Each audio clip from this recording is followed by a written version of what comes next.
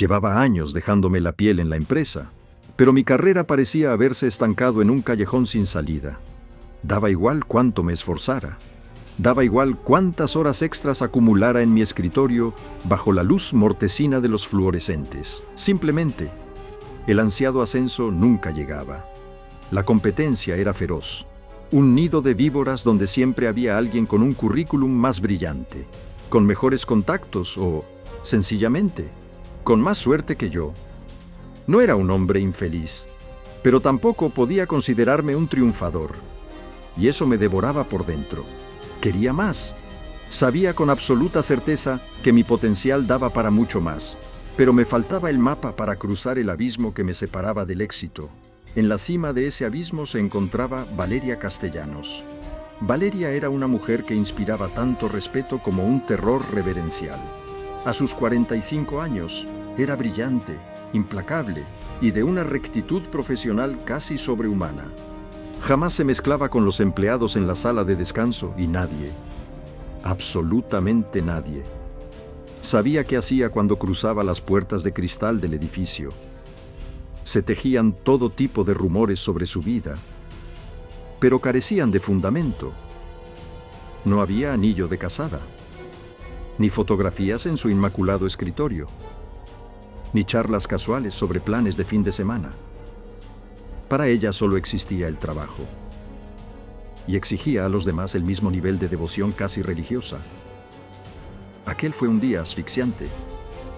Me sentía drenado, física y mentalmente.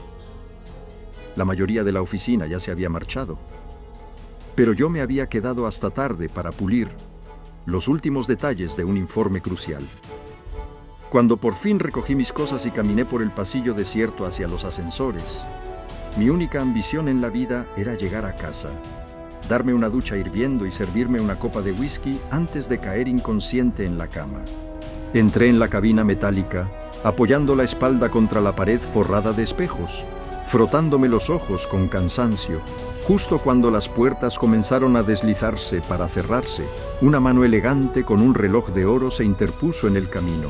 Los paneles retrocedieron. Valeria entró. Diego saludó, con una voz que era puro hielo picado. «Señora Castellanos», respondí, irguiéndome instintivamente. Como un soldado ante un general, las puertas se sellaron con un clic sordo y el ascensor comenzó su descenso. Éramos los únicos ocupantes. El aire de repente pareció volverse más denso. Sentí esa tensión visceral, casi eléctrica, que se te enreda en el estómago cuando te quedas a solas con el jefe, especialmente con alguien con la presencia depredadora de Valeria. Nunca sabía cómo actuar a su lado. No era maleducada, pero tampoco invitaba a la amabilidad. Era de esa clase de personas a las que admiras, pero con las que jamás te atreverías a bromear. Descendimos en un silencio sepulcral durante unos 10 segundos. Entonces, ocurrió. Un estruendo sordo y metálico sacudió la cabina, haciéndome perder el equilibrio. El ascensor dio una violenta sacudida, como si hubiera chocado contra un muro invisible, y se detuvo en seco. Las luces parpadearon agónicamente y, un segundo después, el mundo entero se sumió en una oscuridad absoluta. «¿Qué demonios?», exclamé, sintiendo que el corazón me daba un vuelco. Valeria, sin perder un ápice de compostura en las sombras, sacó su teléfono. La luz de su pantalla iluminó su rostro afilado. Presionó un par de botones en el panel del ascensor, pero el sistema estaba muerto. Suspiró, un sonido casi imperceptible de fastidio, y pulsó el botón de emergencia.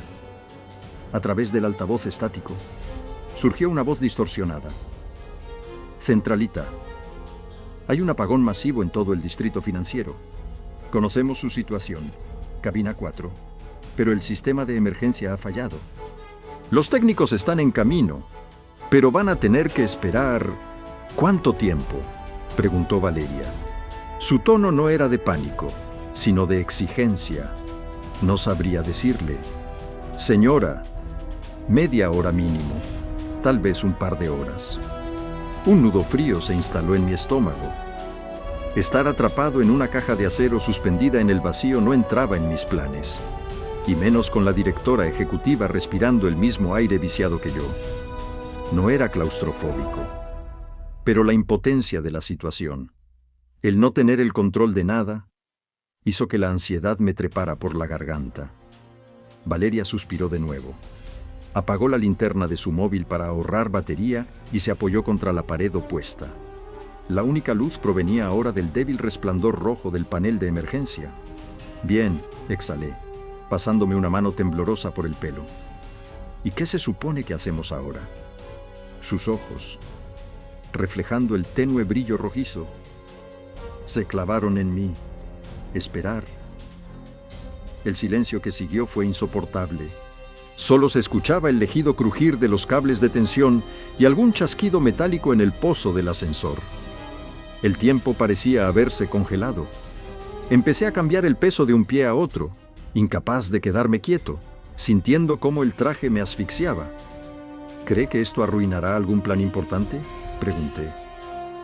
Desesperado por romper el silencio opresivo, Valeria me miró como si estuviera evaluando si valía la pena gastar saliva en responderme. Probablemente no. Aunque mañana a primera hora tenía una junta directiva que tendré que reprogramar si salimos de aquí de madrugada. Entiendo, murmuré. Otra eternidad de silencio. Pareces nervioso. Diego, dijo de pronto. Su voz resonó en el pequeño espacio. Solté una risa corta, áspera, casi sin aliento. Bueno, sí. No todos los días uno se queda atrapado en un ascensor averiado con su jefa. Ella se cruzó de brazos. La oscuridad disimulaba sus facciones, pero su postura era inquebrantable. ¿Tú no estás nerviosa?, me atreví a preguntar. Por un instante creí que me ignoraría, pero al final ladeó la cabeza. No fácilmente. Hubo algo en la forma en que lo dijo. No era arrogancia, era una verdad absoluta, fría y calculada. Me hizo pensar en la muralla impenetrable que había construido a su alrededor. Debe ser agradable, dije, casi en un susurro, dejándome llevar por la fatiga y la oscuridad. ¿A qué te refieres? A no sentirse alterado. Estoy frustrado. Siento que no puedo moverme. Me siento atrapado. Las palabras salieron de mi boca antes de que pudiera frenarlas. Y en cuanto el eco de mi voz se apagó, me di cuenta de la aterradora verdad que escondían. No hablaba del maldito ascensor. Hablaba de mi puesto en la empresa. Hablaba de mi vida entera. Ella no respondió de inmediato. Simplemente me observó. Y entonces, para mi sorpresa, su postura se relajó un poco, como si de repente hubiera visto a través de mi traje barato y mi sonrisa corporativa, y entendiera exactamente el peso que yo cargaba. Miré mi teléfono. 0 cobertura. Valeria chasqueó la lengua, visiblemente molesta por la ineficiencia de la situación, y siguió esperando. Mi mente, en cambio, era un torbellino. Estábamos atrapados, juntos. Volví a pasearme por el metro cuadrado que me correspondía. ¿Le ha pasado esto alguna vez? Volví a la carga. ¿Una vez? Repitió. Quedarse encerrada. Imaginé que me mandaría a callar, pero me sorprendió de nuevo. Hace años, estaba en la universidad. Me quedé atrapada en el ascensor de la biblioteca durante casi 3 horas. Un par de estudiantes entraron en pánico. Gritaban y golpeaban las puertas. Yo simplemente me senté en el suelo y esperé. Deduje que no tenía ningún sentido gastar energía en algo que escapaba a mi control. Hizo una pausa. Simplemente me aburrí. Sonreí de medio lado en la penumbra. Suena exactamente a algo que usted haría. No es de las que pierden los nervios.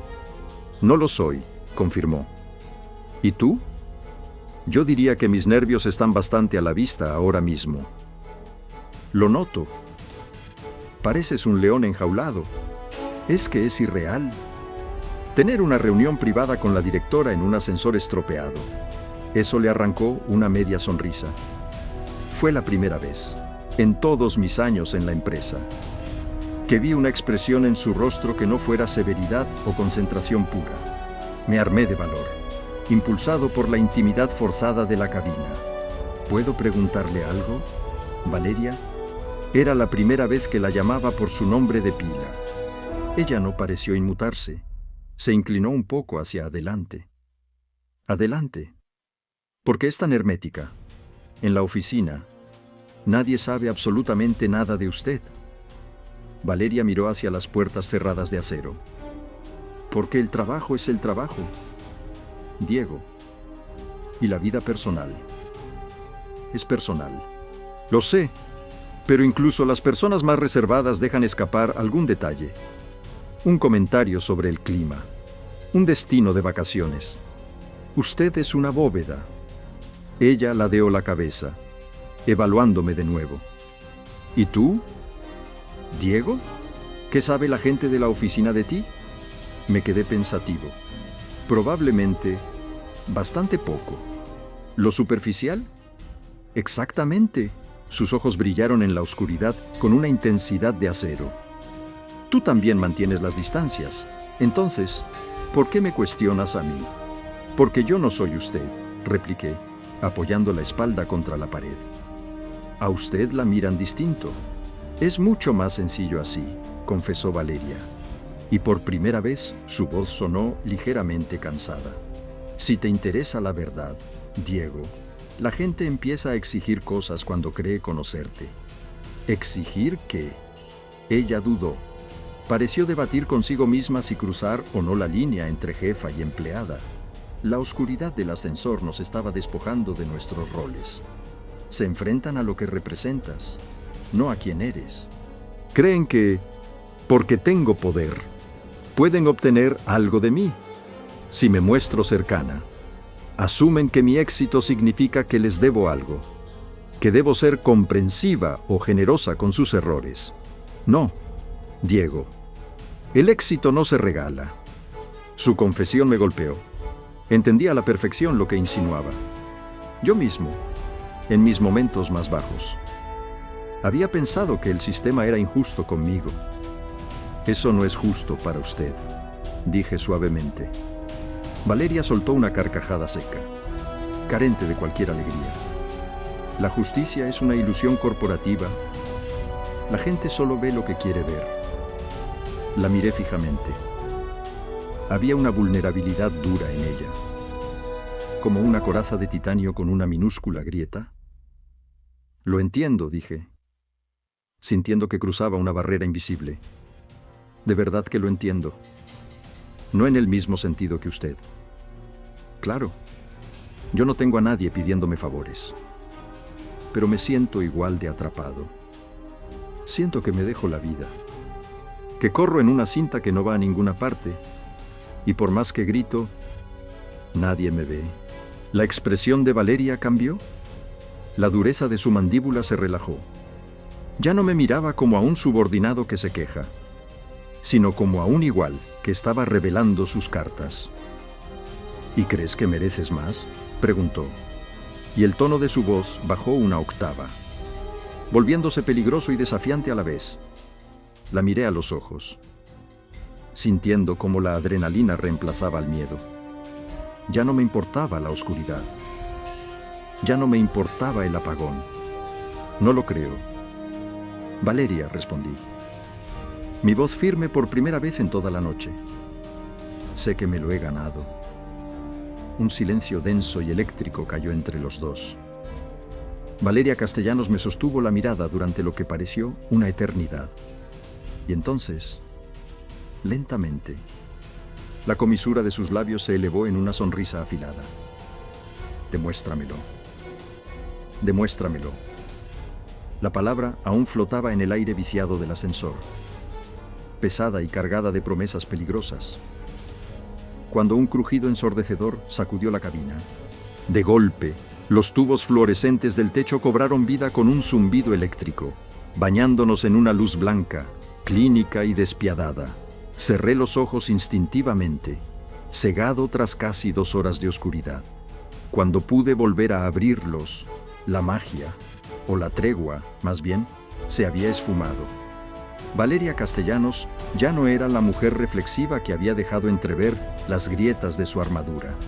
En un abrir y cerrar de ojos, se había alisado la falda de tubo, ajustado las solapas de su chaqueta de diseñador, y su rostro había recuperado esa máscara de mármol que aterrorizaba a la junta directiva. Había vuelto a ser la directora ejecutiva. Yo había vuelto a ser el peón prescindible. El intercomunicador carraspeó. Señora Castellanos, el sistema se ha restablecido. Lamentamos profundamente el incidente.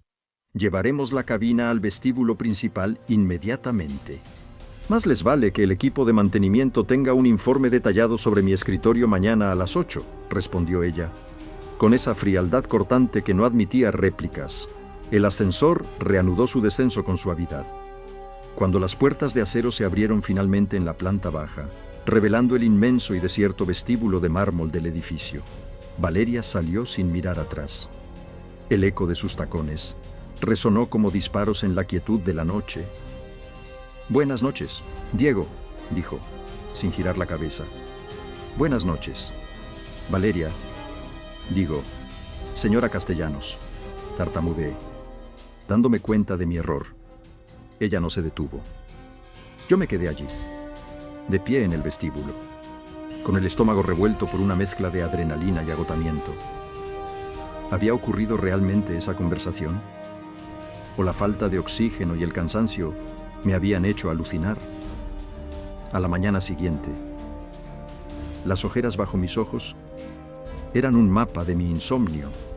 Había pasado la noche dando vueltas en la cama, repitiendo el diálogo del ascensor una y otra vez. Sé que me lo he ganado. Demuéstramelo. Llegué a la oficina a las 7:30, media hora antes de mi turno, con un café doble en la mano. La planta 32 ya era un hervidero de actividad. Los teléfonos sonaban. El murmullo de las negociaciones llenaba el espacio diáfano y el aire olía a tinta de impresora y ambición desmedida. Mientras caminaba hacia mi cubículo, me crucé con Marcos Vargas. Marcos era el chico de oro del departamento de ventas. Tenía 30 años, el pelo perfectamente engominado, trajes hechos a medida que costaban más que mi coche, y una sonrisa depredadora. Él era la razón principal de mi estancamiento. Siempre se llevaba el crédito. Siempre robaba a los mejores clientes y siempre se aseguraba de que los jefes lo supieran. «Hombre, Diego», dijo Marcos, apoyándose en mi escritorio con falsa camaradería. «Me enteré de lo del apagón de anoche. Qué mala suerte quedarte atrapado. ¿Y con la reina de hielo? ¿Nada menos? Pobre diablo. ¿Te despidió por respirar su mismo aire?» «Sobreviví». «Marcos». «Gracias por tu preocupación», respondí, encendiendo mi ordenador sin mirarlo. «Más te vale. Hoy se asigna la cuenta de inversiones Salazar, un pez gordo. Y adivina quién tiene todas las papeletas para llevársela». Marcos se señaló el pecho con el pulgar, ensanchando su sonrisa. «Suerte con tus hojas de cálculo. Campeón». Apreté los puños bajo la mesa hasta que los nudillos se me pusieron blancos. Marcos representaba todo lo que odiaba de este lugar. El talento no importaba, solo el espectáculo. A las 10 de la mañana, el teléfono de mi escritorio sonó. Era una línea interna. «Habla Diego». «Diego, soy Elena, la asistente de la señora Castellanos». La voz al otro lado era profesional y urgente. «La directora te quiere en su despacho. Ahora mismo». Mi corazón dio un vuelco. El despacho de Valeria era el sancta sanctorum de la empresa. Nadie de mi nivel entraba allí a menos que fuera para ser despedido. Me levanté, sintiendo las miradas de un par de compañeros, entre ellos Marcos, que arqueó una ceja con curiosidad y cierta burla. Caminé por el pasillo enmoquetado que amortiguaba mis pasos y me detuve ante la doble puerta de roble macizo. Elena me hizo un gesto afirmativo desde su mesa y entré. El despacho de Valeria era inmenso, flanqueado por ventanales que ofrecían una vista panorámica y vertiginosa de la ciudad. Ella estaba de pie, de espaldas a mí, mirando el horizonte corporativo, sosteniendo una taza de café humeante. Cierra la puerta. Diego. Lo hice. El clic de la cerradura sonó igual que el del ascensor la noche anterior. Valeria se giró. Llevaba un traje sastre negro impecable. Sus ojos se clavaron en mí, evaluándome de arriba a abajo con la misma intensidad que un cirujano examinando una radiografía compleja. Caminó hacia su inmenso escritorio de cristal y dejó caer una gruesa carpeta roja sobre él. El sonido resonó en la habitación. Anoche me dijiste que mereces más, que te lo has ganado, que te sientes atrapado en una cinta de correr que no va a ninguna parte. Así es, señora Castellanos. Pues aquí tienes tu salida de esa cinta, señaló la carpeta roja. Industrias Velasco. Sentí que se me helaba la sangre. Conocía esa cuenta. Todos la conocían. Era un barco, hundiéndose. El cliente, un viejo patriarca de la industria manufacturera. Era famoso por su temperamento irascible y por despedir a 3 de nuestros mejores ejecutivos de cuenta en los últimos 6 meses. Estábamos a punto de perder el contrato, lo que supondría un golpe de millones para nuestra empresa. Era una misión suicida. Esa cuenta está a punto de cancelar su contrato con nosotros, dije, tratando de mantener la voz firme. Exactamente, Valeria se apoyó en el borde de su escritorio, cruzando los tobillos. Marcos Vargas intentó salvarla la semana pasada y Velasco casi lo echa a patadas de su oficina. Es un desastre absoluto. Nadie quiere tocar este expediente porque es un fracaso garantizado. Una mancha imborrable en el currículum. Me miró a los ojos y por una fracción de segundo vi a la mujer del ascensor en la oscuridad. ¿Quieres salir del estancamiento? Diego, sálvame esta cuenta. Tienes una semana para convencer a Arturo Velasco de que no se vaya con la competencia. Si fracasas, tu carrera en esta empresa está acabada. Serás el chivo expiatorio de la pérdida del cliente y te despediré personalmente. Tragué saliva. Era una trampa, pero también era la única puerta que me habían abierto en 5 años. ¿Y si lo consigo?, pregunté. La comisura de los labios de Valeria se curvó en esa misma sonrisa afilada de la noche anterior. Si lo consigues, ocuparás el puesto de director de cuentas estratégicas, el puesto que Marcos lleva 1 año mendigándome, y reportarás directamente a mí.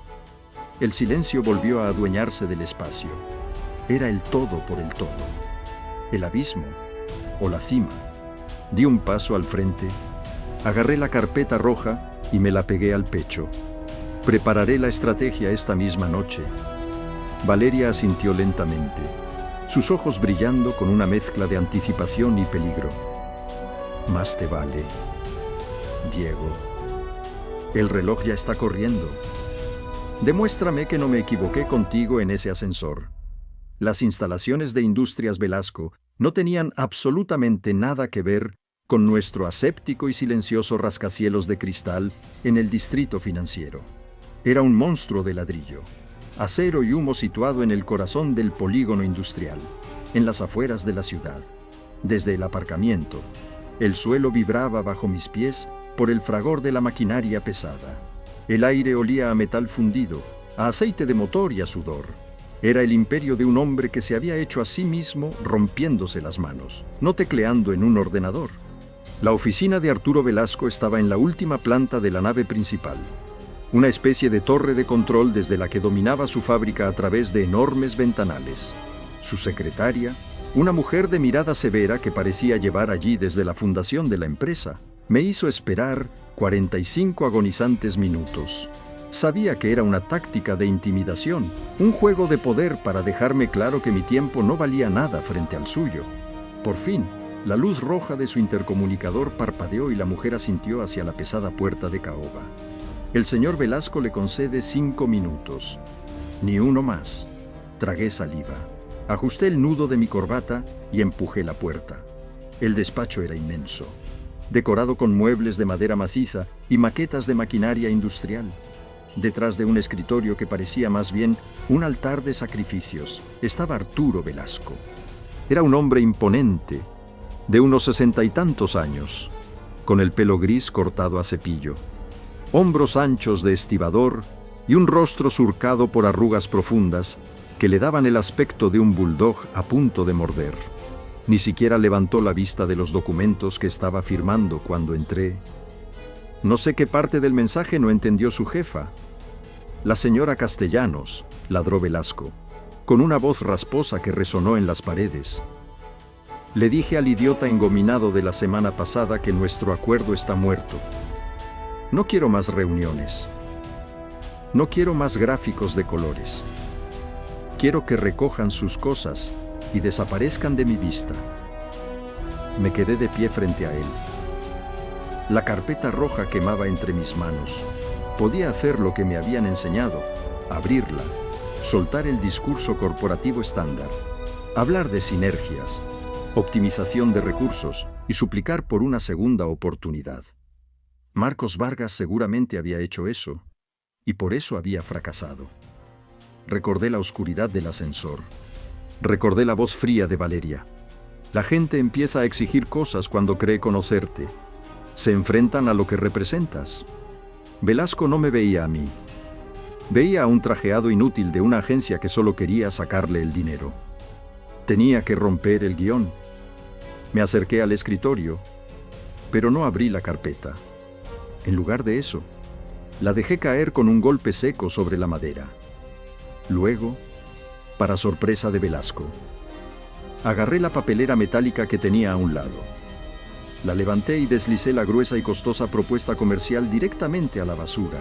El golpe sordo del papel contra el fondo de metal resonó en la habitación. Velasco soltó el bolígrafo. Por primera vez, levantó la cabeza y clavó sus pequeños y afilados ojos en mí. La sorpresa en su rostro duró apenas un segundo, antes de ser reemplazada por una furia fría y contenida. Tienes exactamente 30 segundos para explicarme qué demonios acabas de hacer antes de que llame a seguridad para que te saquen a patadas. Le estoy ahorrando tiempo a los dos. Don Arturo, dije, obligándome a mantener un tono de voz firme, aunque el corazón me latía en las sienes a 1000 por hora.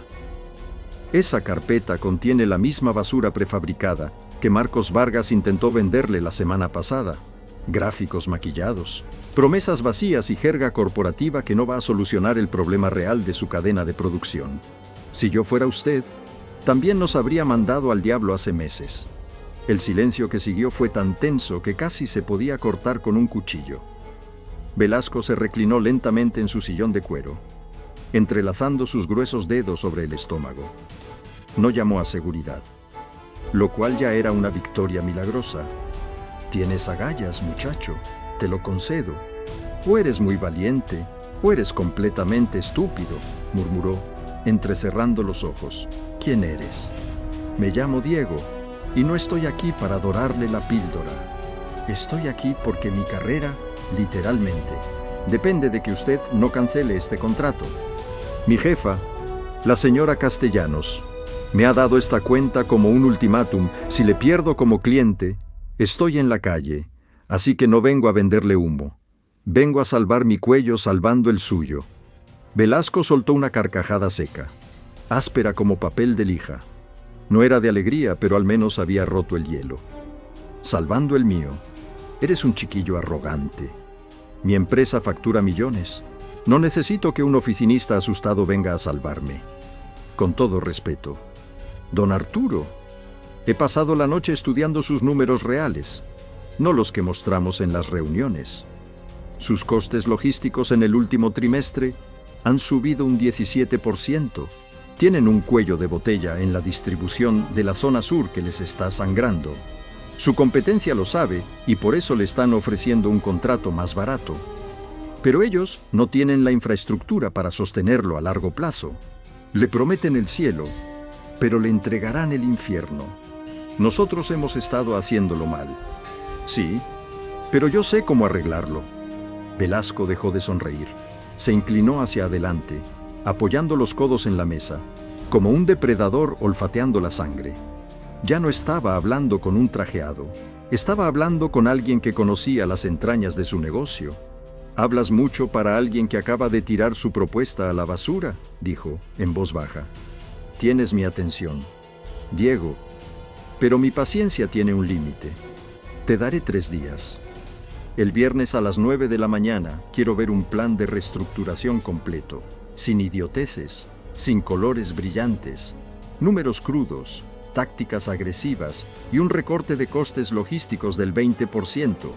Si el viernes no me pones algo útil sobre esta mesa, me encargaré personalmente de llamar a tu jefa para asegurarme de que te despidan.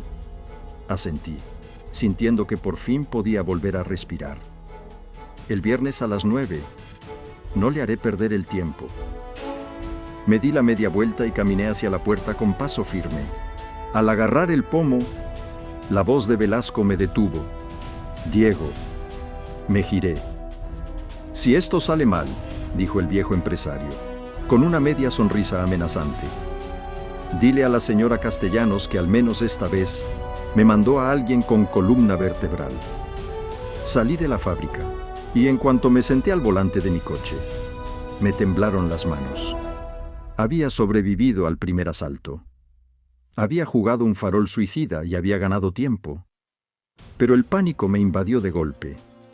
Había prometido un recorte logístico del 20%. No tenía ni la más remota idea de cómo iba a conseguirlo. Tendría que trabajar día y noche. Y para lograrlo, iba a necesitar acceder a los archivos confidenciales que Marcos Vargas había estado ocultando. El reloj de mi ordenador marcaba las 2:15 de la madrugada. El zumbido del aire acondicionado, que durante el día pasaba desapercibido bajo el caos de la oficina, ahora sonaba como el motor de un avión viejo en medio del silencio sepulcral de la planta 32. Llevaba 14 horas seguidas sentado frente a la pantalla, rodeado de vasos de cartón con restos de café frío y montañas de informes impresos. Me frotaba los ojos, irritados y secos, intentando que las columnas de Excel dejaran de bailar ante mi vista. Había prometido a Arturo Velasco una reducción del 20% en sus costes logísticos. Era un objetivo audaz, casi suicida. Pero cuanto más profundizaba en los números de la cuenta, más me daba cuenta de que algo estaba terriblemente mal. Las matemáticas no engañan. Los números son fríos, exactos y crueles. Y los números de Industrias Velasco, bajo la gestión de Marcos Vargas, no tenían ningún sentido. Según el historial de los últimos 8 meses, Marcos había reestructurado las rutas de distribución de Velasco hacia el sur del país. Sobre el papel, lo había justificado como una medida para evitar peajes y zonas de alto tráfico. Pero al cruzar esos datos con los mapas reales y los costes de combustible, la realidad era otra. Las nuevas rutas eran un 40% más lentas y requerían subcontratar a una flota externa de camiones. «Esto es absurdo», murmuré en la oscuridad, tecleando furiosamente. «Nadie es tan incompetente». Marcos era arrogante y superficial, sí, pero no era estúpido. De hecho, era el chico de oro. ¿Por qué implementaría una estrategia que claramente estaba desangrando la cuenta del cliente? Decidí ir un paso más allá. Accedí al servidor compartido de la empresa. La mayoría de las carpetas de los ejecutivos de cuentas estaban protegidas con contraseña. Pero Marcos siempre había pecado de un exceso de confianza rayano en la negligencia. En lugar de cifrar sus documentos confidenciales, simplemente los ocultaba en subcarpetas dentro del archivo de facturación general, confiando en que nadie de nuestro departamento se rebajaría a revisar el trabajo de los contables. Hice clic. Carpeta tras carpeta. Fui descendiendo por el laberinto digital hasta encontrar un archivo sin nombre, guardado hace 3 meses. Lo abrí. Mi corazón dio un vuelco. No era un error de cálculo. Era un sabotaje corporativo de manual. Frente a mis ojos tenía un registro paralelo. Una hoja de cálculo detallaba las tarifas infladas que Industrias Velasco estaba pagando por la distribución en el sur. Pero lo que me heló la sangre fue la segunda pestaña del documento. Había un desglose de comisiones mensuales pagadas por una empresa llamada Logística Global, el principal competidor que estaba intentando robarle el cliente a Velasco, directamente a una cuenta en el extranjero bajo el nombre de una sociedad pantalla. Até cabos a la velocidad del rayo. Marcos no estaba intentando salvar la cuenta de Velasco, La estaba hundiendo a propósito. Estaba asfixiando al cliente con costes logísticos absurdos para forzarlo a cancelar nuestro contrato. Y una vez que Velasco, enfurecido, firmara con Logística Global, Marcos se llevaría una suculenta mordida, un soborno de 6 cifras por haberle servido a un gigante de la industria en bandeja de plata. Me eché hacia atrás en la silla, sintiendo que me faltaba el aire. La pantalla proyectaba un brillo enfermizo sobre mi rostro. Tenía el arma humeante. Si le presentaba esta hoja de cálculo a Velasco el viernes por la mañana, no solo salvaría la cuenta, sino que le demostraría que podía reducir sus costes un 30% simplemente eliminando el fraude de Marcos. Pero la verdadera tormenta no estaba en la fábrica de Velasco. Estaba aquí, en la planta 32. Miré hacia el final del pasillo, donde las puertas de roble del despacho de Valeria Castellanos se alzaban en las sombras. ¿Qué debía hacer? Si exponía a Marcos ahora mismo, las consecuencias serían nucleares. Marcos era el protegido de varios miembros de la junta directiva. Traía millones a la empresa, aunque ahora sabía que algunos de esos millones estaban manchados. Si yo, un simple ejecutivo de nivel medio, entraba al despacho de Valeria y acusaba al empleado estrella de fraude y soborno, estaría jugando con fuego. Marcos podría borrar el archivo, alegar que yo lo había falsificado por envidia o encontrar la manera de darle la vuelta a la historia. En el mundo corporativo, la verdad importa menos que quien la cuenta. Recordé la voz de Valeria en el ascensor. La justicia es una ilusión corporativa. La gente solo ve lo que quiere ver. Valeria detestaba el drama. Odiaba las excusas. Si le llevaba un problema sin una solución blindada, me cortaría la cabeza a mí por causar inestabilidad en su departamento. Necesitaba más que una hoja de cálculo oculta. Necesitaba una confesión, o al menos pruebas que vincularan directamente el nombre de Marcos a esa cuenta extranjera. Me levanté, caminando en círculos alrededor de mi escritorio, mordiéndome la uña del pulgar. Mi mente trabajaba a 1000 por hora. Si iba directamente a Valeria con las manos vacías o con pruebas circunstanciales, podía perderlo todo. Pero si lograba armar la trampa perfecta, no solo salvaría la cuenta de Velasco, le entregaría a Valeria la cabeza del traidor en bandeja de plata. Eso aseguraría mi ascenso a director de cuentas estratégicas y me pondría a su derecha. Imprimí las hojas de cálculo, asegurándome de no dejar rastro digital de mi acceso. Doblé los papeles cuidadosamente y me los guardé en el bolsillo interior de la chaqueta, justo sobre el pecho. Pesaban como si fueran de plomo. Apagué el ordenador. La oficina quedó sumida de nuevo en la penumbra. Mientras caminaba hacia los ascensores, pasé por delante del cubículo inmaculado de Marcos Vargas. Una fotografía de él, sonriendo en la proa de un velero. Descansaba sobre su mesa. Lo miré con una mezcla de asco y determinación. Ya no éramos compañeros de trabajo. Éramos enemigos en una guerra fría. Y solo uno de los dos iba a salir vivo de esta semana. El miércoles amaneció gris y plomizo. Un reflejo exacto de mi estado de ánimo. No había dormido más de 3 horas. Las hojas de cálculo impresas que detallaban la traición de Marcos Vargas estaban dobladas en el bolsillo interior de mi chaqueta, pesando contra mis costillas como una placa de plomo radioactivo. Cada vez que me movía, sentía el roce del papel, un recordatorio constante de que portaba una bomba nuclear corporativa.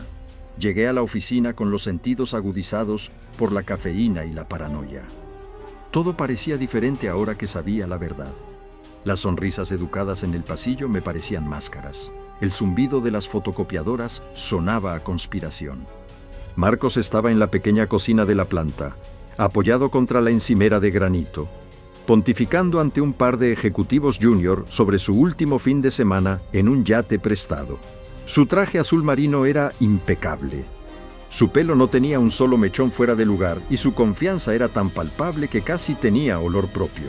Era la imagen del éxito fácil, el tipo que siempre cae de pie.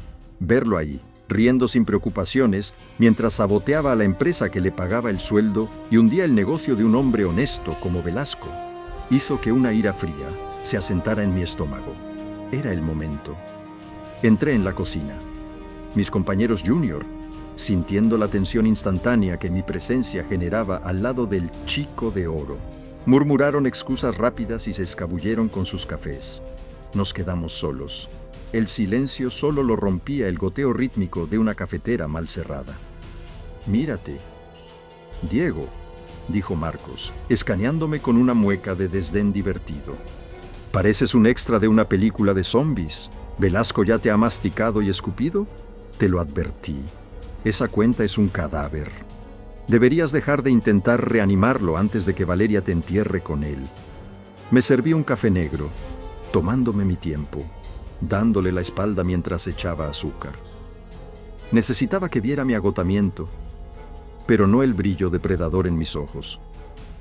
De hecho, Marcos, creo que estoy empezando a entender dónde está el problema. Él soltó una risita condescendiente. «Ah, ¿sí? Ilumíname».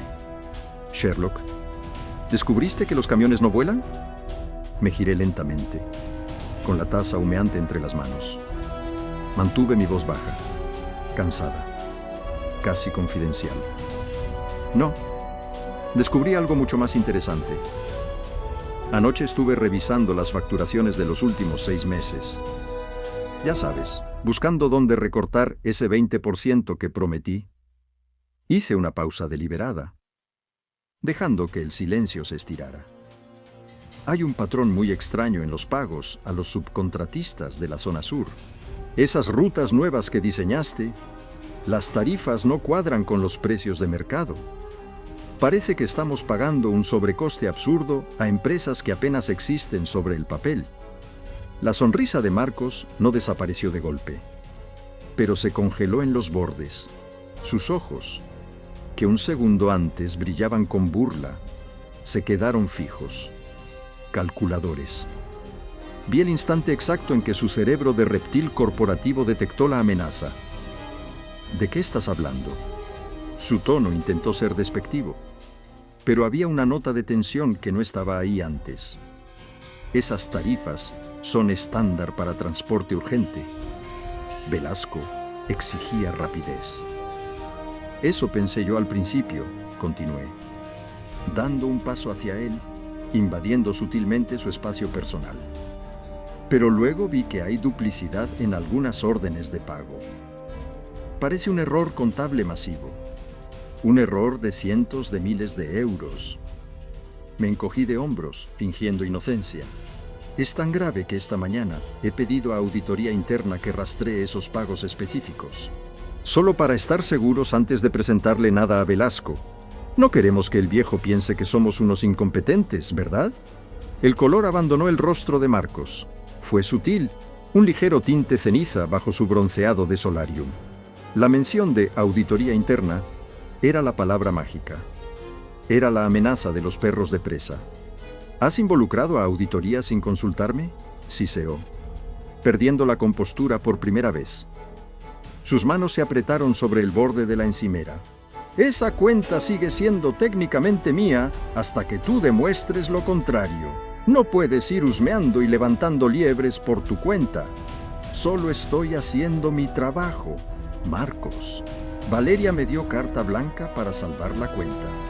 Si hay un error contable que nos está costando dinero, es mi deber reportarlo. ¿Por qué te pones tan nervioso? ¿Acaso te preocupa algo?». Lo mantuve bajo mi mirada durante 2 segundos eternos. Vi el pánico luchar contra la arrogancia detrás de sus ojos. Él sabía que yo sabía algo, pero no sabía cuánto, y esa incertidumbre era mi mejor arma. «No digas estupideces», escupió, apartándose de la encimera bruscamente. «Haz lo que quieras con tus numeritos. Diego, cuando te estrelles el viernes, no vengas llorando». Salió de la cocina casi corriendo, olvidándose de su taza de café a medio terminar. No volví a mi escritorio inmediatamente. Me quedé en el umbral de la cocina, observando. Marcos no fue a su cubículo. Caminó con paso rápido y rígido hacia las escaleras de emergencia, el lugar tradicional de la oficina para las llamadas personales que no quieres que nadie escuche. Lo vi sacar su teléfono móvil personal, no el de la empresa. con movimientos nerviosos y apresurados. Sonreí por dentro. El ratón había mordido el queso. Sabía exactamente lo que iba a hacer. Iba a llamar a sus contactos en logística global o a quien quiera que manejara la sociedad pantalla. Iba a exigir saber si los pagos estaban bien ocultos. Iba a intentar mover dinero. Iba a intentar borrar huellas. Y al hacerlo con prisas, bajo presión, cometería un error. Dejaría un rastro digital fresco. Un movimiento bancario de pánico. Un correo electrónico mal borrado, una llamada registrada a un número vinculado a la competencia. Mi trampa estaba puesta. Ahora solo tenía que esperar a que él mismo se ahorcara con la cuerda que yo le había facilitado. Mientras yo terminaba de pulir la presentación real para Arturo Velasco, regresé a mi mesa, sintiendo que la adrenalina borraba mi cansancio. Me senté y, justo cuando iba a desbloquear mi ordenador, sentí una presencia a mi espalda. El aroma de un perfume caro y frío llenó el aire. No necesité girarme para saber quién era. «Te veo muy activo esta mañana». «Diego», dijo Valeria Castellanos. Su voz era tranquila, pero tenía ese filo subterráneo que hacía que los directores seniors temblaran. Me giré lentamente en mi silla. Ella estaba de pie, inmaculada como siempre, mirándome con esa intensidad analítica que parecía despellejarte vivo. «Solo estoy asegurándome de tener todos los datos para el viernes, señora Castellanos». Marcos parecía alterado cuando pasó por mi lado hace un momento. Iba hacia las escaleras como si se le quemara la casa. «¿Tuvisteis una charla motivacional?» La miré a los ojos. Quise decírselo todo en ese momento. Sacar los papeles del bolsillo y terminar con esto. Pero recordé mi propio plan. Necesitaba más que sospechas. Necesitaba el cadáver. Simplemente le comenté que estoy revisando la contabilidad de la cuenta con lupa. Supongo que no le gusta que cuestionen su trabajo anterior. Valeria me sostuvo la mirada unos segundos más, evaluando mi respuesta, buscando la mentira o la debilidad. Luego, asintió. Una fracción de milímetro. El viernes a las 9. «Diego, no me vengas con excusas. Tráeme resultados. O tráeme una cabeza. Pero no me hagas perder el tiempo». Se dio la vuelta y se marchó hacia su despacho. Mi corazón martilleaba contra los papeles ocultos en mi pecho. Ella sabía que algo estaba pasando. Lo olía en el aire y me acababa de dar permiso implícito para cazar. El viernes a las 8:55 de la mañana, la sala de juntas principal de la planta 32 estaba sumida en un silencio glacial. El espacio era una pecera gigante de cristal y acero suspendida sobre la ciudad, diseñada para intimidar. Sin embargo, Arturo Velasco, sentado en el centro de la inmensa mesa de caoba, parecía completamente inamovible. Llevaba el mismo traje gris de corte antiguo y la misma expresión de bulldog enfurecido. A su izquierda estaba Valeria Castellanos, impecable, con las manos entrelazadas sobre la mesa y una mirada inescrutable. Y a mi derecha, para mi absoluta conveniencia, estaba Marcos Vargas. Yo había solicitado su presencia la noche anterior, alegando ante Valeria que la transición de la cuenta requería que el ejecutivo anterior estuviera presente para aclarar cualquier duda técnica. Marcos había aceptado encantado, convencido de que yo iba a hacer el ridículo y ansioso por ver mi ejecución en primera fila, para luego consolar a Velasco y guiarlo, finalmente, hacia los brazos de la competencia. No sabía que había venido a su propio funeral. Di un sorbo al vaso de agua que tenía frente a mí. El corazón me latía con tanta fuerza que temía que los demás pudieran escucharlo. Pero por fuera, mi postura era tan rígida y fría como la de Valeria. El reloj digital de la pared marcó las 9 en punto. «Bien. Diego», ladró Velasco, rompiendo el silencio como un martillazo. «Prometiste no hacerme perder el tiempo. Tienes exactamente 20 minutos para convencerme de no firmar con Logística Global esta misma tarde». Encendí la pantalla gigante con el mando a distancia. No había logotipos corporativos, ni animaciones rimbombantes, ni frases vacías. Solo una tabla de Excel en blanco y negro, con números enormes. Don Arturo. Señora Castellanos, comencé, proyectando mi voz para que llenara la sala. El problema de Industrias Velasco no es el mercado, ni los peajes, ni el precio del combustible.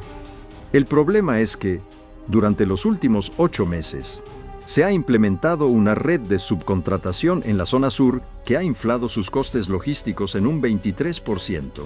Marcos soltó una risita condescendiente y se inclinó hacia adelante. Diego, por favor. Esas rutas se optimizaron para evitar retrasos. Velasco exigía entregas en menos de 48 horas. La calidad se paga. No vengas a cuestionar una estrategia que ni siquiera entiendes.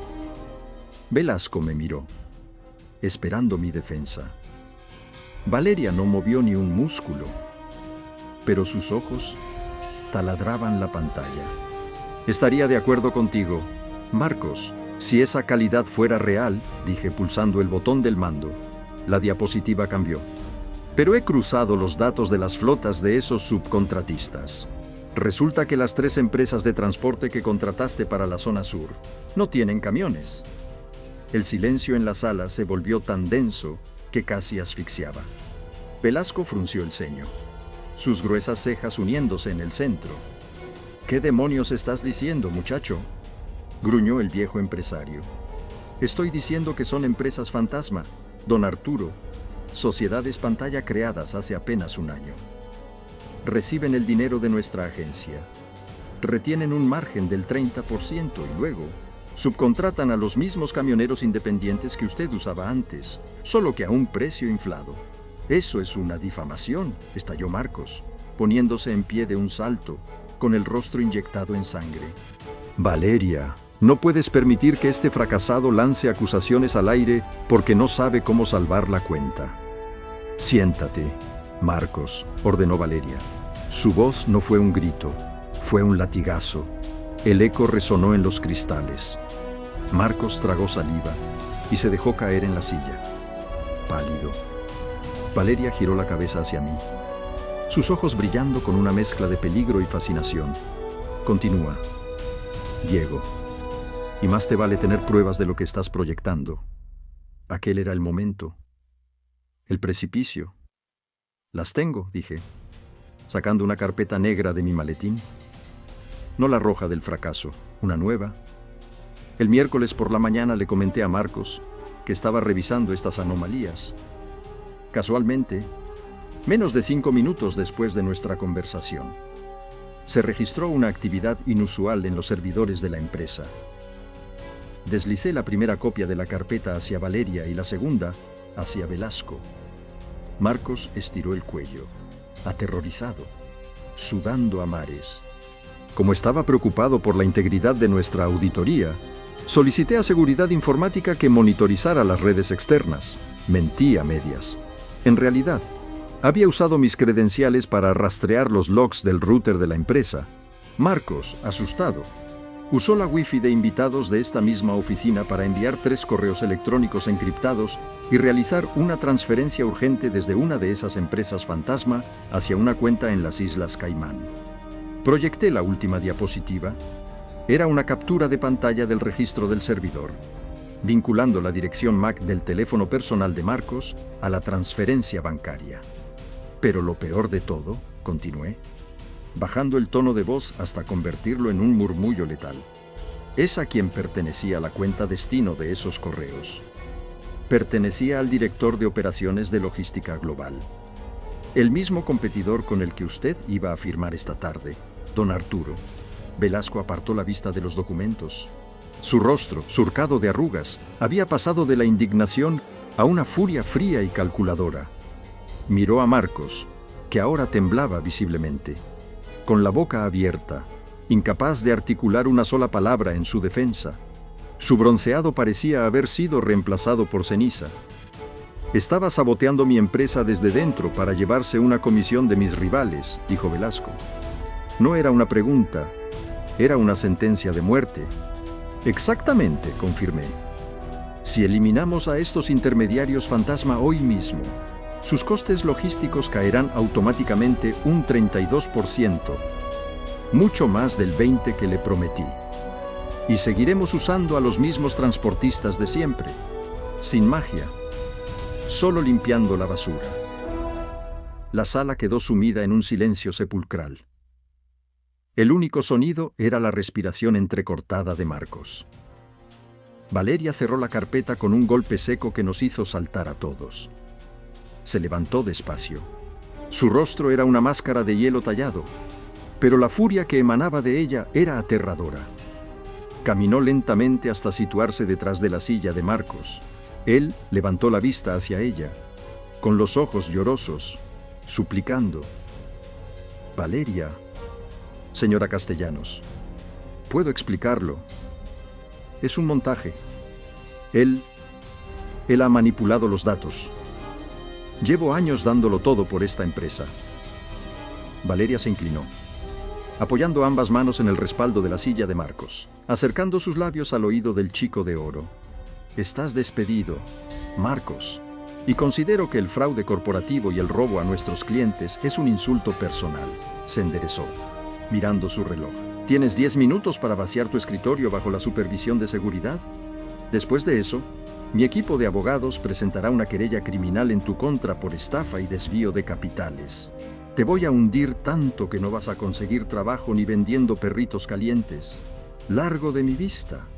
Marcos intentó hablar, pero el terror le había paralizado las cuerdas vocales. Se levantó a trompicones, casi tirando la silla, y salió de la sala de juntas corriendo, sin mirar atrás. Cuando la puerta se cerró, Valeria suspiró, alisándose la chaqueta, y volvió a su asiento con una calma espeluznante. Miró a Velasco. Don Arturo, en nombre de la agencia, le ofrezco mis más sinceras disculpas. Este nivel de corrupción es inaceptable y asumiremos todos los costes legales de la auditoría externa que decida realizar. Además, nuestra comisión por los próximos 6 meses queda anulada. Velasco, que había presenciado la ejecución con una mezcla de respeto y asombro, soltó una carcajada ronca. Golpeó la mesa con su enorme mano. Por Dios, Castellanos, tienes un perro de presa en tu equipo y lo tenías escondido, dijo, señalándome con un dedo grueso. Diego, ¿verdad? Sí, señor. Me prometiste que no me harías perder el tiempo, muchacho.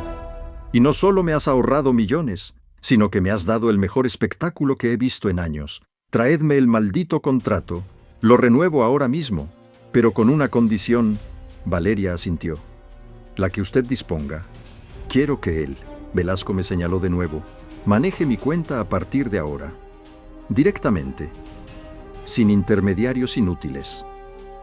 Valeria giró su mirada hacia mí. Había orgullo allí. Un brillo de reconocimiento absoluto. Me había lanzado a los lobos y yo había vuelto liderando la manada. Dalo por hecho. Arturo, dijo ella, a partir de hoy, Diego es nuestro nuevo director de cuentas estratégicas. La reunión terminó con apretones de manos y firmas. Cuando Velasco salió por fin de la sala, escoltado hacia los ascensores, Valeria y yo nos quedamos a solas en la pecera de cristal. Empecé a recoger mis cosas, sintiendo que las piernas me temblaban por la repentina bajada de adrenalina. Había ganado. Lo había conseguido. Diego, me llamó Valeria. Su tono había perdido la hostilidad comercial, pero seguía siendo firme. Levanté la vista. Estuviste jugando conmigo, dijo, cruzándose de brazos. Sabías lo de Marcos desde el miércoles. Me lo ocultaste hasta hoy para tener tu gran revelación teatral. Tragué saliva. No tenía pruebas concluyentes el miércoles. Valeria necesitaba que Marcos cometiera un error por pánico. Y si se lo hubiera dicho a usted antes, él podría haber sospechado. Protegí la cuenta y protegí a la empresa. Ella me observó en silencio durante un largo momento. Me recordó instantáneamente al ascensor, a esa intimidad peligrosa en la oscuridad. De repente, una sonrisa genuina, afilada y brillante, se dibujó en sus labios. Sé que te lo has ganado, Diego, dijo, repitiendo mis propias palabras de aquella noche. Bienvenido a la cima. pasa por mi despacho a las 5. Tenemos que hablar sobre tu nuevo futuro y sobre lo que espero de ti. 6 meses. Habían pasado 6 meses desde la ejecución pública de Marcos Vargas en la sala de juntas. 6 meses desde que dejé de ser un peón invisible para convertirme en el flamante director de cuentas estratégicas. Mi vida había cambiado radicalmente. Ahora ocupaba un despacho en la esquina de la planta 32, con inmensos ventanales que me ofrecían la ciudad a mis pies. Mi armario estaba lleno de trajes a medida. Mi cuenta bancaria tenía más ceros de los que jamás había imaginado. Y la cuenta de Industrias Velasco no solo se había salvado, sino que había duplicado su facturación bajo mi mando. Marcos, por su parte, se enfrentaba a un proceso penal y se había convertido en un nombre tabú. Un fantasma que nadie se atrevía a mencionar. Había ganado. Había conseguido exactamente lo que quería aquella noche en el ascensor. Y, sin embargo, a veces, cuando me quedaba solo en mi inmenso despacho pasadas las 9 de la noche, sentía que las paredes de cristal se cerraban sobre mí. Pensé que el poder me daría libertad, pero pronto descubrí una verdad aterradora. El ascensor no se había detenido, simplemente se había hecho mucho más grande y lujoso. Mi relación con Valeria Castellanos también había mutado. Ya no era la jefa inalcanzable que me producía terror reverencial.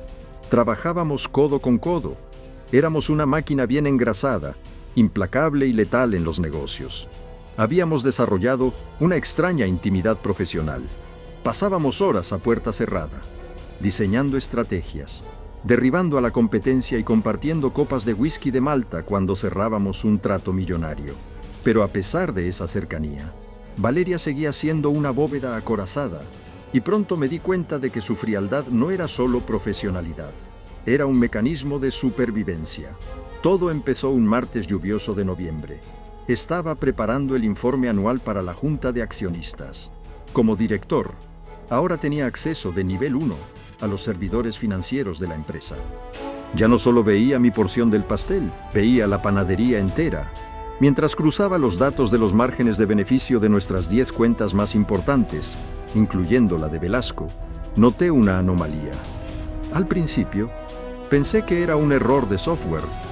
Cada trimestre, sin falta, se deducía una cantidad colosal de los beneficios brutos de la empresa antes de repartir los dividendos. Estaba camuflado bajo el concepto genérico de gastos de consultoría externa y riesgos. No era un robo burdo y desesperado como el de Marcos. Era una hemorragia elegante, sistemática e indetectable para cualquiera que no tuviera la imagen completa. Seguía el rastro del dinero. Los fondos, que sumaban decenas de millones de euros al año, se transferían a un holding financiero llamado Grupo Axioma. No había facturas detalladas. No había informes de los supuestos servicios prestados. Solo transferencias automáticas, autorizadas directamente por una única firma, la de Valeria Castellanos. Un escalofrío me recorrió la espalda. ¿Acaso Valeria estaba haciendo lo mismo que Marcos, pero a una escala monumental? ¿Era la reina de hielo una vulgar ladrona de cuello blanco? Mi instinto me decía que no. El robo de Marcos nacía de la codicia y la arrogancia, pero los pagos a Axioma olían a otra cosa. Olían a tributo, olían a extorsión. Esa misma noche, pasadas las 10, caminé hacia el despacho de Valeria. La puerta estaba entreabierta. Ella estaba sentada en su escritorio, iluminada solo por la luz de la lámpara de lectura, masajeándose las sienes con expresión de profundo agotamiento. Era una de esas raras ocasiones en las que la máscara se le caía cuando creía que nadie la observaba. Llamé con los nudillos en el marco de la puerta. Ella se enderezó al instante, recuperando su postura de acero. «Diego, ¿qué haces aquí tan tarde? Deberías estar celebrando los números de Velasco». «Quería revisar el informe final antes de enviarlo a la Junta», dije, entrando y cerrando la puerta tras de mí. Fui hasta el minibar y serví 2 vasos de whisky. Como ya era costumbre entre nosotros, le tendí uno. «Toma, pareces necesitarlo más que yo». Valeria aceptó el vaso con un ligero asentimiento. Ha sido un día largo. Los accionistas están ansiosos. Me senté en la silla de cuero frente a su escritorio. Di un sorbo a mi bebida, dejando que el líquido amargo me quemara la garganta. Decidí no dar rodeos. Si íbamos a ser socios, necesitaba saber en qué barco estaba navegando. Valeria. Mientras preparaba el informe, encontré un patrón extraño en las deducciones trimestrales. Sus ojos, que hasta entonces me miraban con cierta camaradería cansada, se afilaron de inmediato. ¿A qué te refieres? Hay una fuga de capital masiva. Afecta a todas las cuentas grandes. Se desvía hacia una entidad llamada Grupo Axioma bajo el pretexto de consultorías fantasma. El efecto de mis palabras fue devastador. Por primera vez desde que la conocía, vi a Valeria Castellanos perder el control. Su mano tembló tan violentamente que el whisky salpicó el borde del cristal y manchó los documentos de su mesa. Su rostro perdió todo el color, adquiriendo un tono pálido y ceniciento. Dejó el vaso sobre el escritorio con un golpe seco y se puso en pie. No había furia en ella esta vez, como la hubo con Marcos. Había algo mucho peor. Había terror puro. «Borra ese nombre de tu cabeza ahora mismo», susurró. Su voz no era la de la directora ejecutiva. Era la de alguien que acaba de asomarse a un precipicio. Olvida lo que has visto. Diego. Valeria. Son millones de euros. Si alguien de la Junta o una auditoría externa lo descubre, pensarán que estás desfalcando a la empresa. Tienes que explicarme qué es Axioma. Te ayudé con Marcos. Puedo... No compares a ese imbécil con esto, le estalló ella, golpeando la mesa de cristal. Respiró hondo, cerrando los ojos por un segundo para recuperar la compostura. Cuando volvió a abrirlos, me miró con una intensidad desgarradora. Escúchame bien, Diego. Te crees muy inteligente porque atrapaste a una rata en el sótano, pero Axioma no es una rata. Axioma es el edificio entero. Me quedé petrificado. La sala parecía haber descendido 10 grados de temperatura. No lo entiendo, murmuré. Valeria rodeó el escritorio y se acercó a mí. Su perfume frío me envolvió, pero esta vez estaba mezclado con el inconfundible aroma del miedo. Me preguntaste una vez en aquel ascensor por qué no tenía vida personal. ¿Por qué no dejo que nadie se acerque a mí? Sí, es por ellos. Axioma no es una empresa de consultoría. Diego, son los verdaderos dueños de este lugar. Y no operan con contratos y demandas. Operan con amenazas, accidentes y gente que desaparece.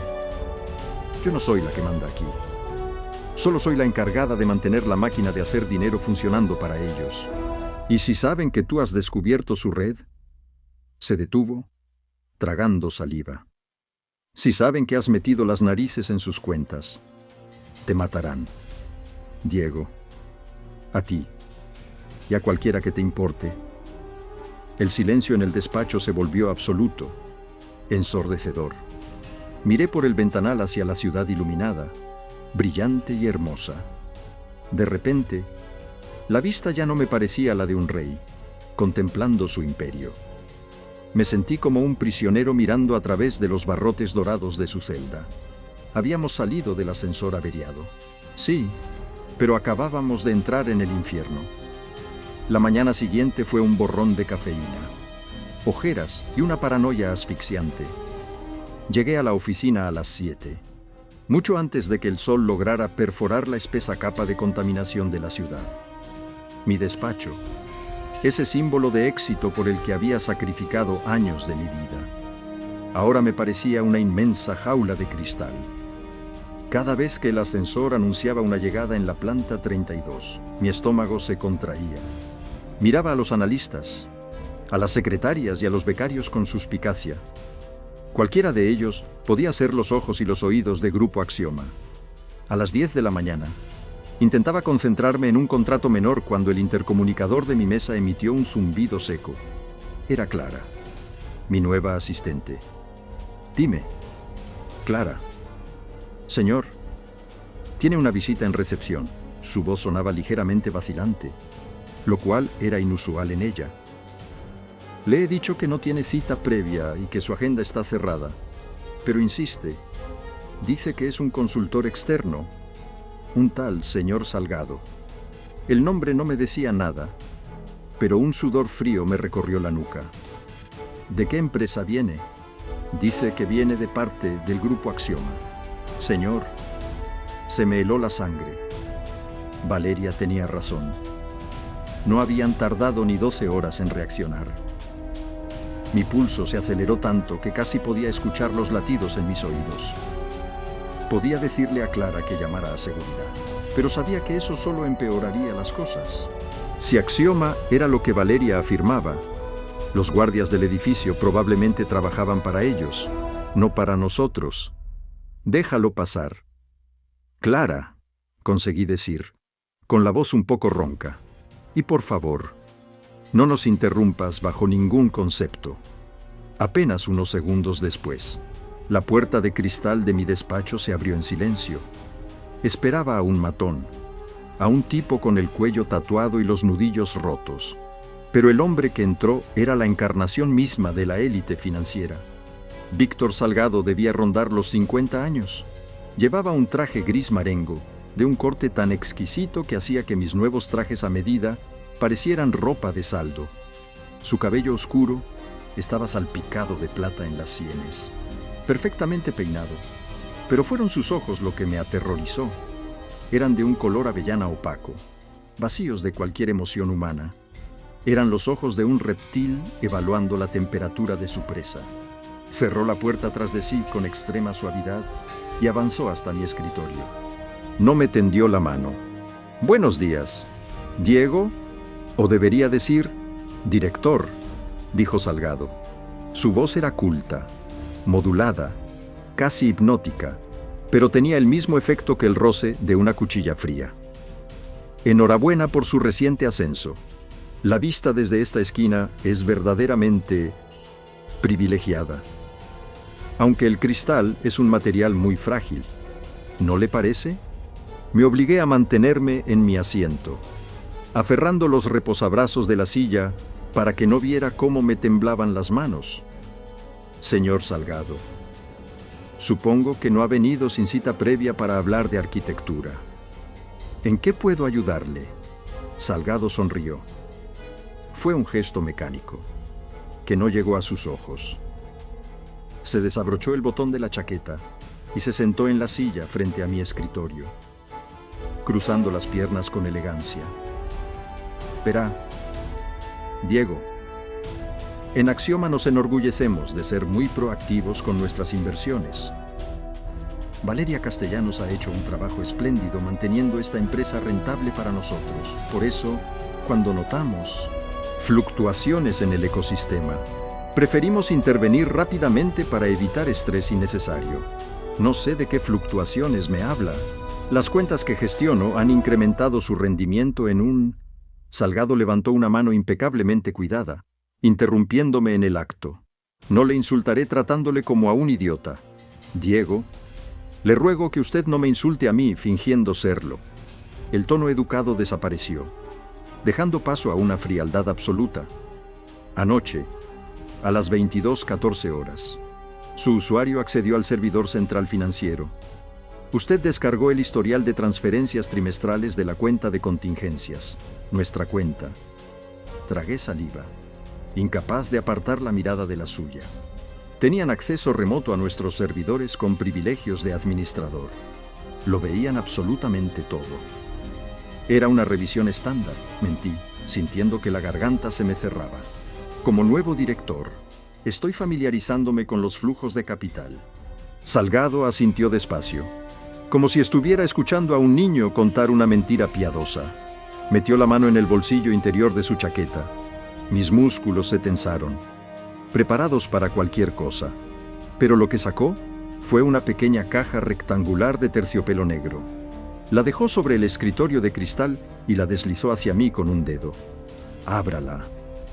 Mis manos temblaban tanto que me costó encontrar la pequeña bisagra.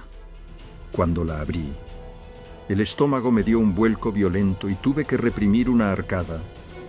Dentro de la caja, sobre la seda blanca, descansaba una llave plateada.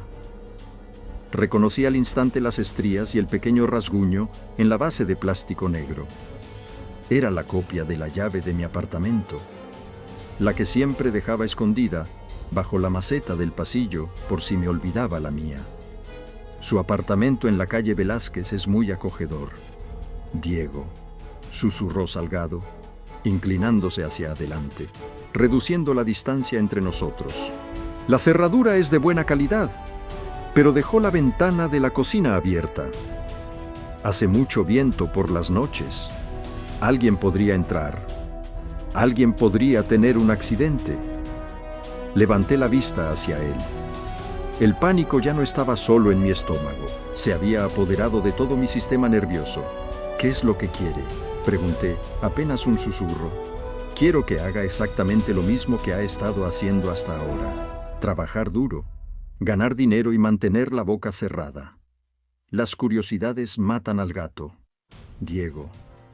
Y en su caso, la curiosidad no solo le matará a usted, sino a cualquiera a quien decida contarle lo que ha visto en esos servidores. Salgado se puso en pie, alisándose la chaqueta. Considere esto una auditoría de cortesía. La próxima vez que su nombre aparezca en nuestros registros de seguridad, no vendré a hablar. Se dio la vuelta y caminó hacia la puerta. Antes de salir, se detuvo y miró por encima del hombro. Por cierto, la próxima vez que beba whisky con Valeria a puerta cerrada, asegúrese de que las persianas estén bajadas. Desde el edificio de enfrente se ve absolutamente todo. Que tenga un buen día. Director. La puerta se cerró. Me quedé solo en el despacho. El aire acondicionado estaba a 22 grados, pero yo estaba sudando a mares. Miré la llave en la caja de terciopelo. Habían entrado en mi casa. Nos estaban vigilando. No esperé ni un segundo más. Cogí la pequeña caja. Salí de mi despacho caminando lo más rápido que pude sin llegar a correr. E ignoré por completo los buenos días de los empleados con los que me crucé en el pasillo. Irrumpí en el despacho de Valeria sin llamar y cerré la puerta tras de mí, echando el pestillo manual. Ella estaba revisando unos contratos. Al ver mi cara, completamente lívida, soltó el bolígrafo. ¿Qué ha pasado?, preguntó, poniéndose en pie de inmediato. Caminé hacia su escritorio y tiré la caja de terciopelo sobre la mesa. Acaba de irse. Un tal Víctor Salgado. Saben lo del servidor. Han estado en mi maldita casa. Valeria. Valeria miró la llave y luego me miró a mí. Su rostro, en lugar de mostrar sorpresa, reflejó una profunda y lúgubre resignación. Caminó rápidamente hacia los inmensos ventanales de su despacho y accionó un interruptor. Las pesadas persianas motorizadas descendieron de golpe, sumiendo la sala en una penumbra artificial, iluminada solo por los LEDs del techo. Luego, encendió un pequeño dispositivo negro en su mesa que comenzó a emitir un ligero zumbido de estática, un inhibidor de frecuencias. Salgado es el ejecutor principal de Axioma, dijo ella, con la voz apenas por encima de un susurro, acercándose a mí. Si él ha venido personalmente, significa que te consideran una amenaza real. Solo miré unos archivos. No he dicho nada a nadie. Para ellos es suficiente. Valeria me agarró por los brazos, sus dedos clavándose en mi chaqueta. Escúchame, Diego. Entrar en pánico es lo que ellos esperan que hagas. Quieren que vivas aterrorizado para que seas dócil. Así es como me han mantenido controlada a mí durante 5 años. La miré a los ojos. Detrás de la fachada de la implacable CEO. Vi a una mujer que llevaba un lustro viviendo bajo la espada de Damocles. Y ahora, yo estaba exactamente en la misma posición. ¿Qué hacemos?, pregunté, sintiendo que la desesperación me invadía. Si voy a la policía, si vas a la policía, no llegarás vivo a comisaría, me cortó Valeria, tajante. Tienen a la mitad del departamento en nómina, y si intentas huir, Te encontrarán. Te lo dije ayer. Controlan todo. Me solté de su agarre, pasándome las manos por la cara. La prisión de cristal en la que estaba atrapado se acababa de quedar sin oxígeno. Entonces, ¿qué? Nos sentamos a esperar a que nos envíen a Salgado para darnos el tiro de gracia cuando dejen de necesitarnos. Valeria guardó silencio. Caminó hacia su mueble bar. Pero esta vez no sirvió whisky. Se sirvió un vaso de agua con hielo y se lo bebió de un trago. Cuando se giró hacia mí, la expresión de terror que había visto la noche anterior había desaparecido. Había sido reemplazada por algo mucho más peligroso, una determinación fría y asesina. Llevo 5 años buscando una salida. Diego, una fisura en su armadura, dijo, apoyándose en el escritorio. Sola. Era imposible. Si movía un dedo, me mataban. Pero tú has demostrado que sabes moverte en las sombras. Has destrozado a Marcos Vargas y has engañado a Arturo Velasco. Eres impredecible. Y ahora, estás tan muerto como yo si no hacemos algo. Se acercó a mí de nuevo, deteniéndose a escasos centímetros. Si vamos a caer, no lo haremos como corderos en el matadero. Vamos a hundirlos a ellos primero. Pero para eso, vamos a tener que jugar el juego más peligroso de nuestras vidas. ¿Estás conmigo, Diego? ¿O prefieres volver a tu despacho y esperar a que Salgado regrese? Miré a la mujer que tenía frente a mí. Había pasado de ser mi jefa a ser mi verdugo. Y ahora, era la única aliada que tenía en el mundo. El miedo seguía ahí, paralizante, pero bajo él, la misma ambición que me había llevado a desafiarla en aquel ascensor, empezaba a arder de nuevo. ¿Qué tienes en mente?, pregunté, sellando nuestro pacto de sangre. El zumbido del inhibidor de frecuencia sobre el escritorio de Valeria era el único sonido en el despacho oscurecido. Parecía el latido de un corazón artificial.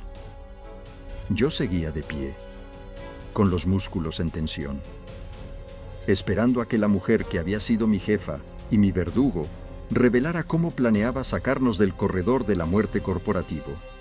Valeria se apoyó en el borde de su escritorio, cruzó los brazos y me clavó esa mirada analítica que tantas veces había usado para destrozar planes de negocios. Solo que ahora, el negocio era nuestra supervivencia. Durante los últimos 5 años, Diego, no me he limitado a firmar transferencias y mirar hacia otro lado, comenzó, con la voz baja y controlada. Sabía que cualquier intento de rastrear el dinero digitalmente era un suicidio. Víctor Salgado y su equipo borran las huellas en los servidores externos antes de que la tinta virtual se seque. Tienen a los mejores hackers del país en nómina. El rastro en la red no existe.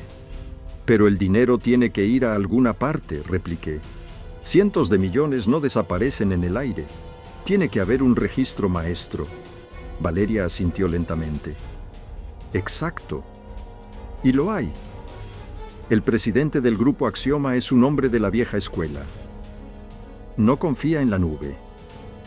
No confía en servidores conectados a Internet que puedan ser vulnerados por agencias de inteligencia.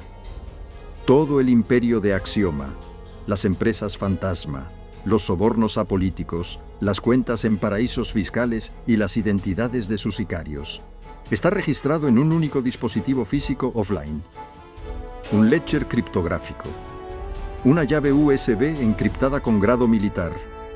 Me pasé una mano por el pelo, sintiendo que me faltaba el aire. Un disco duro portátil. ¿Y quién es ese presidente? Alejandro de la Garza, pronunció el nombre con un asco profundo, casi visceral. Es un fantasma para la prensa, pero en las sombras es el hombre que mueve los hilos de media docena de multinacionales. Y este sábado, Alejandro de la Garza celebra la gala anual de inversores en su propiedad privada, la finca Los Cerezos, a las afueras de la ciudad. Comencé a pasearme por la alfombra del despacho. El pánico inicial estaba siendo reemplazado por la adrenalina pura y dura de la desesperación. Déjame adivinar. Esa llave física está en la finca. Está en la caja fuerte biométrica de su despacho privado. En el ala oeste de la mansión, confirmó Valeria. Cada año, durante la gala, Alejandro se retira a su despacho durante exactamente 30 minutos a medianoche para verificar los balances anuales de Axioma y autorizar las transferencias offshore. Es el único momento en todo el año en el que el ledger sale de la caja fuerte y se conecta a un terminal cerrado. Me detuve y la miré, incrédulo. ¿Quieres que entre en la casa de uno de los criminales más peligrosos del país? Con seguridad armada hasta los dientes, y robe el dispositivo mientras él lo está usando. Valeria, soy un ejecutivo de cuentas, no un agente del MI6. No vamos a robarlo. Si desaparece, Salgado cerrará la finca, matará a todos los invitados y quemará el lugar con nosotros dentro si es necesario. Valeria se acercó a un cuadro abstracto que colgaba en la pared, y tras presionar un panel oculto, extrajo un pequeño dispositivo metálico del tamaño de un mechero. Me lo tendió. Lo cogí. Era pesado. Negro mate. Con un pequeño puerto USB en un extremo. ¿Qué es esto? Es un clonador de hardware, explicó ella. Solo necesitas conectarlo al terminal de Alejandro mientras el ledger está insertado. Tarda exactamente 3 minutos en copiar y desencriptar el volumen completo. Si conseguimos esa información, tendremos los nombres de todos los políticos, jueces y jefes de policía que tienen en nómina. Tendremos la cabeza de Alejandro de la Garza en una bandeja de plata para entregársela a la Interpol. Es nuestra póliza de seguro de vida. Con eso, Axioma se desmoronará antes de que puedan dar la orden de matarnos. Miré el pequeño dispositivo en mi mano. Pesaba como una lápida. Sigue habiendo un problema gigantesco en tu plan, dije, levantando la vista. Aunque consiga entrar en ese despacho, ¿cómo se supone que voy a distraer a Alejandro de la Garza y a Salgado el tiempo suficiente para clonar la unidad? La sonrisa que esbozó Valeria fue escalofriante. Era la sonrisa de la reina de hielo a punto de sacrificar todas sus piezas en el tablero. Porque Alejandro y Salgado van a estar muy ocupados conmigo. ¿Contigo? Como directora ejecutiva. Mi presencia en la gala es obligatoria. Me sentaré en la mesa principal con ellos. A las 11:55. Provocaré una crisis. Algo tan monumental y destructivo sobre nuestra empresa que requerirá la atención inmediata y absoluta de Alejandro. Salgado no se separará de él. Eso dejará el despacho vacío, pero con el sistema abierto, porque Alejandro ya habrá sacado el ledger preparándose para su revisión de medianoche. Tragué saliva. Tendré una ventana de tiempo muy pequeña. 15 minutos, como máximo. Eres el nuevo director estratégico. Diego, tu invitación a la gala ya está cursada. Tienes la excusa perfecta para estar en la finca bebiendo champán. Pero a las 11:30 tendrás que evadir a la seguridad, infiltrarte en el ala oeste, eludir las cámaras y estar dentro de ese despacho antes de que Alejandro abra la caja fuerte y yo lo llame a la mesa. Me dejé caer en uno de los sillones de cuero. El silencio del inhibidor zumbaba en mis oídos. El plan era una locura absoluta. Había 1.000.000 de variables que podían salir mal. Una patrulla de seguridad inesperada. Una cámara que no habíamos previsto. Que el clonador fallara. Si me atrapaban en ese despacho, no me despedirían. Me harían desaparecer. Enterrado en algún cimiento de hormigón armado, pero luego recordé la llave de mi apartamento en aquella caja de terciopelo. Recordé la mirada muerta de Víctor Salgado. No tenía elección. Mi antigua vida había terminado, en el momento en el que entré en aquel ascensor averiado. Las cámaras del ala oeste, dije finalmente, mi voz sonando más firme de lo que me sentía. ¿Cómo la has cebado? Valeria soltó un suspiro, casi imperceptible, de alivio. Sabía que había aceptado. Tengo los planos de seguridad del sistema de la finca. Llevo meses memorizándolos. Hay puntos ciegos. Te los enseñaré. Pero Diego, una vez que cruces la puerta del ala oeste, estarás completamente solo. si te atrapan, yo negaré conocer tus intenciones. Si me atrapan a mí, tú serás hombre muerto igual. Apreté el clonador en mi puño y lo guardé en el bolsillo de mi pantalón. Me puse de pie y me abroché la chaqueta del traje, mirándola directamente a los ojos. Lleva el vestido más espectacular que tengas, Valeria. Y haz que esa crisis sea la mejor actuación de tu vida, porque yo no pienso morir en la casa de un criminal. El pacto estaba sellado.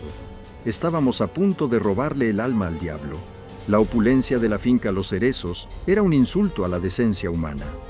El salón principal, adornado con candelabros de cristal que parecían cascadas de diamantes, albergaba a la élite financiera y política del país. Había ministros bebiendo champán francés, jueces riendo a carcajadas y magnates cerrando tratos multimillonarios entre canapés de caviar.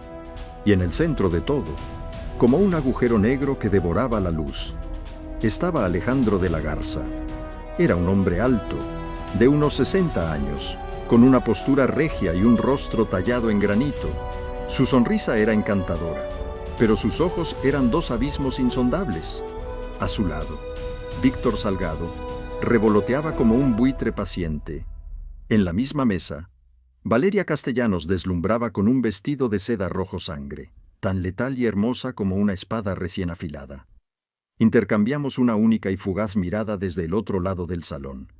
Sus ojos me dijeron una sola cosa: el reloj está corriendo. Muévete. Miré mi reloj. Las 11:30.